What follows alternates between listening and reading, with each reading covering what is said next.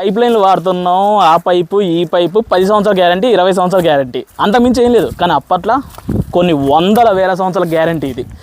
Rock టెక్నాలజీతోని మొత్తం కూడా మన టెక్నాలజీ చెప్పాలంటే ప్యూర్లీ ఇండియన్ టెక్నాలజీతోని ఎవ్రీథింగ్ ఈ పైప్ లైన్తోన మొత్తం రాజ్యానికి కావాల్సిన వాటర్, డ్రింకింగ్ వాటర్ అంటారా, ఏ వాటర్ అంటే సార్ ఆ వాటర్ అనేది కూడా దీని ద్వారా ట్రావెల్ చేశారు. మీకు ఇప్పుడు ఈ వాటర్ టెక్నాలజీ ఇంకా బాగా చూపిస్తారా? నేను చెప్పినా కదా ఈ వాటర్ టెక్నాలజీ ఎక్కడి నుంచో వస్తుంది ఈ లైన్ అంతా కూడా. సో ఇక్కడ ఉన్న టాక్ ప్రకారం అంటే సిటీ నుంచి దాదాపు ఇక్కడ ఒక దగ్గర సిటీ ఉన్నది, అక్కడ నుంచి వాటర్ అనేది కూడా ఈ టెక్నాలజీ ద్వారా ఈ రాజ్యానికి అయితే తీసుకొచ్చేట్టు, ఈ రాజు ప్యాలెస్కి అండ్ రాణివారి ప్యాలెస్కి మొత్తానికి వాటర్ మొత్తం అలా పైప్ లైన్ ద్వారా తీసుకొచ్చేటోళ్ళు అప్పట్లో టెక్నాలజీది.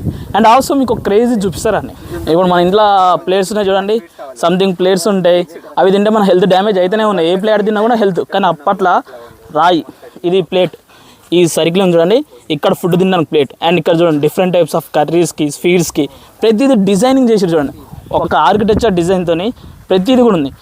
మనం ఇప్పట్లో ఏదో టిఫిన్ ప్లేట్లు చూసినట్టు, కానీ అప్పట్లోనే ఆ టెక్నాలజీతోని అంత గొప్పగా చేసారు.